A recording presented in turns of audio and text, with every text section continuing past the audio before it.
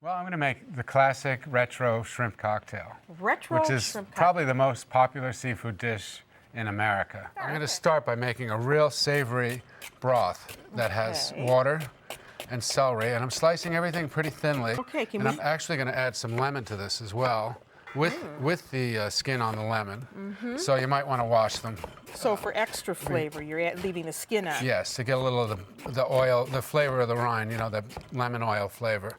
So I will add sounds good. the celery, onions, and lemon. Could you do this in chicken stock if you didn't want to use water? Well, you could. I think that might be gilding the lily a little bit. Okay, but well, we're going to do it your way. it's going to have a lot of flavor. Okay. Some fresh thyme, Yeah. a couple bay leaves, black peppercorns, and a good pinch of salt in there. And you let this go. And we're going to let this simmer, but we're also going to add some Tabasco. right. We and need you the could use hot hotness. chilies, but Tabasco also has vinegar in it. Yes. And I'm not shy at all with that. Wow. Now, if you like wow, that's a lot. it's a lot, but it's not going to come out as spicy as you think. Right. Okay, But good. it's going to have a good zip to it. All right, And so we let that go for 10 minutes. Yeah. Well, it's pretty much the classic cocktail sauce, which I think is probably from New Orleans originally. And don't use ketchup, use Heinz chili sauce, which is a little less sweet. Okay. And this recipe calls for a whole jar, so we'll Whoa, this is add going an to be entire very, jar. very spicy. And now you can also use 2 tablespoons of prepared horseradish, or we have some fresh horseradish, which really gives it a nice zing. That is nice. Now, you can find this in the grocery store, right? Horseradish? Well, we did. Yeah, so, we did. So it's There available. might be times a year where you can't, but you can always find the prepared horseradish. And don't get the creamy kind. Get the prepared horseradish that's just packed in salt and water. Okay. Peel the horseradish root if you're using fresh, and we need about 2 tablespoons. And of course, you can make this to taste. I'm going to use some fresh lemon juice. This is sounding really good. Which we have right here. Just squeeze your lemons. And while you're doing that, I'm going to start some olive oil in a pan. A little because pinch when of you salt. said sauce, I'm thinking, I got to get going on mine while you're doing that. Go ahead. So A little what's pinch next? of salt and just a little dash of Worcestershire. And of course, this is all, you know, to your own taste. So if you want it a little more lemony, you could add a little more lemon. So you can make that ahead of time. You can make it really spicy, and you should. And so we'll take the shrimp. And notice that I've kept them on ice the whole time. I'm adding all these. Shrimp are referred to by their count per pound. So if somebody says 21, 25 shrimp, which are medium size, which I think you're going to use in your pasta dish. Yes. That's a medium-sized shrimp. That means there are 21 to 25 shrimp in each pound. Okay, And good. these are 16 to 20s. They're very close to, they're very large shrimp. So these will simmer for about 3 minutes or so. One thing I'm looking for is this curl. And you know how when shrimp are really cooked, they're about like that? Yes. And I want to stop before it gets there because I'm not going to shock these shrimp. I want them to maintain all their flavor.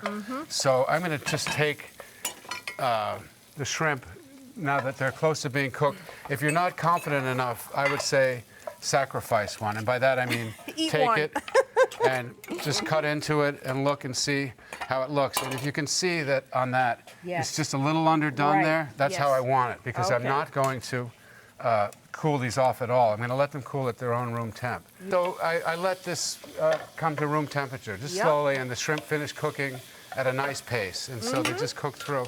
And then I'll take that broth and strain it. Do you do that through cheesecloth, or you don't have to? You don't have to. All right. Just through a fine strainer is just plenty. Now I have this is that delicious broth. It's flavored with all those vegetables, but also with the flavor of the shrimp.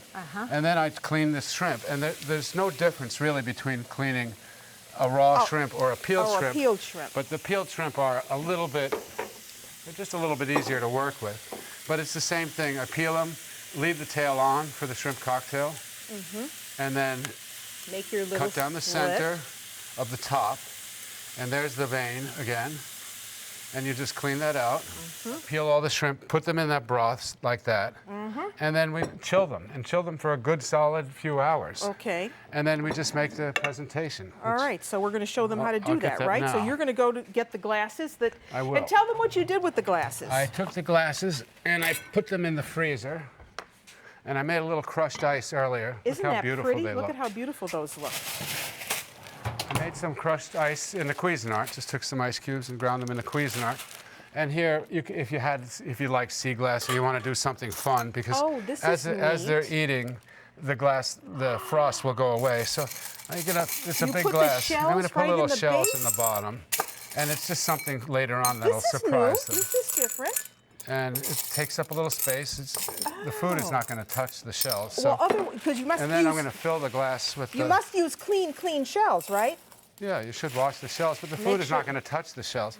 And you can just tuck them in if you want and hang them over the side of the How of the many glass. shrimp do you think is appropriate for a shrimp I think cocktail? 4 is plenty. 4. 5 is even nicer. So- I have some just a nice lemon wedge, and I don't like to put. Some people put the cocktail sauce right on there. Yes. I think the lemon is nice, but I don't like the idea of dunking it because the shrimp are so delicious. They don't need a lot of help, shrimp.